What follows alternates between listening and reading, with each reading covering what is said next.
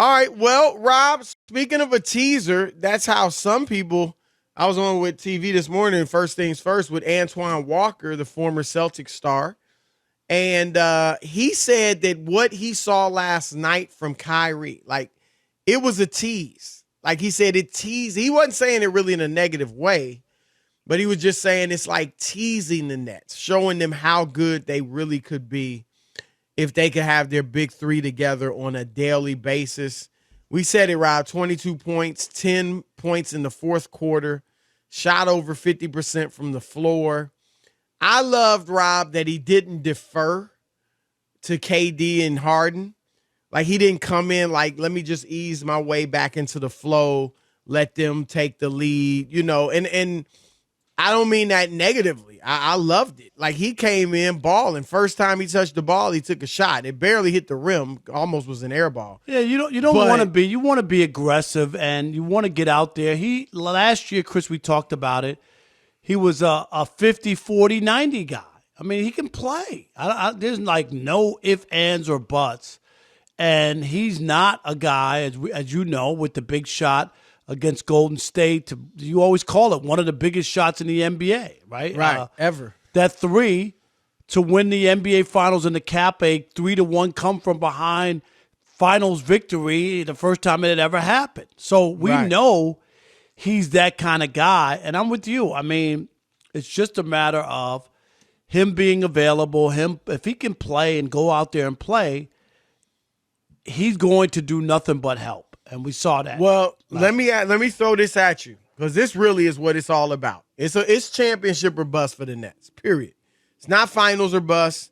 It's certainly not Eastern Conference finals or bust. Because, Rob, I don't know that this is be the case. I don't think it will be the case. But James Harden's a free agent. Who knows what happens with him?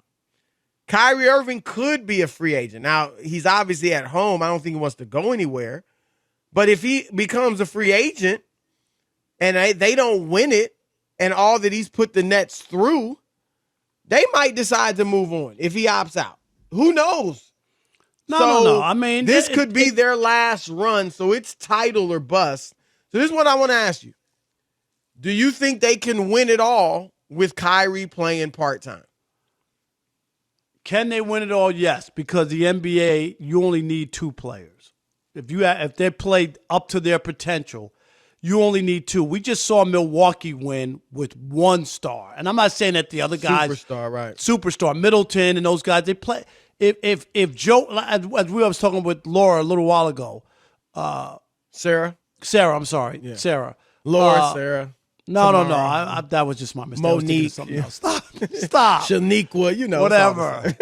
But you know what I mean, Chris. If Joe Harris made a couple of baskets, seriously. Like, no, they very easily could have beaten Milwaukee last year. They could have. Let's just be real. And right. I'm not taking anything from the Bucks. No. And all this talk, Rob. Look, this is why you and I picked them before the season without Kyrie. Right, thinking he wasn't going to play. We knew at that time that Kyrie, and you said it earlier, if your two superstars play at their level. And that's why I've been so down. You think I've been too down on James Harden. But he hasn't played up to his typical superstar level. Now, Rob, that's fine if Kyrie's there. You know what I'm saying? But when Kyrie's not there, they need Harden to deliver. But I'm with you. Look, we made our predictions. We'll make them again when this playoffs start. I'm not going to be jumping around every week. Oh, this team, that team, whatever. But yeah, I do think they can, because as you said or alluded to, Rob, let's say they're in a 6-game or 7-game series and they've got home court advantage, so Kyrie's playing 3 of the games. People are acting like they're going to have no shot to win those games at home without Kyrie. Like that. No. That's the thing. It's like they still will be power-packed with Kevin Durant and James Harden. There's no doubt. At home. Right. You just hate for it to come down to a situation where it's a game 7 and you're not at full strength, Chris. But that doesn't mean that Kevin Durant and James Harden, if they play their potential, couldn't win a game 7. Let's not act like that is out of the question, because it's not. And we just talked about it. Anybody who doesn't believe that those two guys playing at their potential. We just saw what they did in Milwaukee and what Giannis did, which was incredible. Seriously. They were down 0-2 to the Phoenix Suns, Chris, who were rolling. You remember? Everybody was giving Chris Paul his flowers and crowning everybody. I mean, it was so premature. It really was. It really, when you go back to that, how premature people thought the series was over. Yeah, so Kyrie, I don't know if we have sound of this, Rob G, but Kyrie was asked last night about vaccination. He was asked a lot of things, but he was asked about will he get vaccinated. If we have that sound, let's hear it. Man, I'm just taking it one day at a time. Like I said, earlier in the season, it's not an ideal situation, and I'm always praying that things get figured out and we're able to come to some collective agreement, whether it be with the league or just things that's going on that could help kind of ease what we're all dealing with, with COVID and the vaccine. I think everybody's feeling it. So I don't want to make it simply about me and simply about, someone lessening the rules for me. I know what the consequences were. I still know what they are. But right now I'm just going to take it one day at a time, like I said, and just enjoy this time that I get to play with my guys. And, however it looks later in the season, and we'll address it then. Rob, some people thought that sounded like, okay, Kyrie's left the door open. He might get vaccinated. He could have he could have just said, I'm not getting vaccinated. I'm not that optimistic from that comment. Neither am I. I agree with you. I agree, but I'm just saying he could have completely closed the door. I agree. He didn't open the door and say, you know what, let me revisit that in 10 days or 2 weeks. I thought what he was basically saying, Rob, was he's hoping that the laws change. Right. Like that the was laws, to me the laws what are he was not looking changing at. because things aren't getting better. The NFL's looking for a new place for the Super Bowl, Chris. That's being played in 5 weeks. Things aren't getting better. I think they're gonna keep it in LA though. No, I do too. But I'm just saying, even the idea of thinking about that. Do you know what I mean? Like to call Jerry Jones and say, "Hey, you think they can't do it? Right. They can't do it because of the financial." I don't know. No, with Super Bowl, right? Yeah. I don't know what the New York laws will be 2 months from now.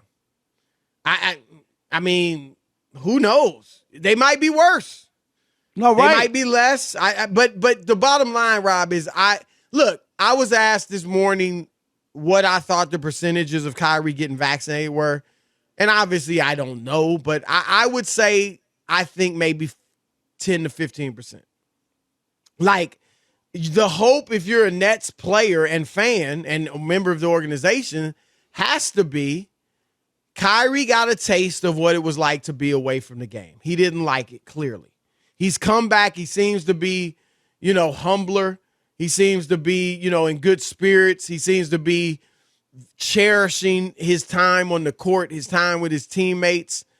And you just hope that playing 22 games out of 45 or whatever it is that he'll be able to play, you hope that being around his guys and being competitive and playing in some of these games makes him say, man, I got to be out there. Right. What am I doing? I got to be with my guys. Right. I want this championship. And he gets vaccinated. And I think that's possible.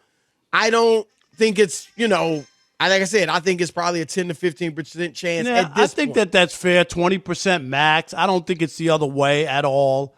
And it'll just have to be, and you just have to see, if it gets to the point where, okay, not only can you not play there, you can't play in Toronto, and you can't play, and if some other city, Chris, what if Dallas? Not Texas, but no, you're right, though. It could right? go to other places. No it could doubt. go the other way. Right. Like all of a sudden, 2 other cities say, nope, you got to be vaccinated in order to play. Then all of a sudden that changes the dynamic. I thought I had 22 games to play. Now I look on the schedule, I only got 13. Well, and Rob, right? there were 3 guys. There were 3 players that were basically the face of the guys that didn't get vaccinated. Andrew Wiggins, Bradley Beal, and Kyrie Irving. And Wiggins and Beal are now vaccinated. Right. And look, they don't have the history that Kyrie has. Kyrie certainly seems committed to what his beliefs are or what his feelings are and being his own man. But they were outspoken, particularly Beal. Beal was, and he went and got it. Yep. So, I think there's hope there. And I think everybody, except the Nets opponents, Rob, hopes that he gets vaccinated. But we'll see. But the bottom line is this. I do think they still could win the championship if he only plays in the road games. It's a bad situation. It's a tough situation. It's an unprecedented situation. But we talked to Kerry Kittles. We talked to Sarah Kustok. We saw a bit of evidence from last night. To be honest, Rob, we saw a little bit last year. I mean, they had no problems chemistry-wise. No, they really. Remember, they were in and out of the. When they came they were in and out of the lineup, no matter what whatever so two people they put out there. I think that they'll be fine chemistry-wise.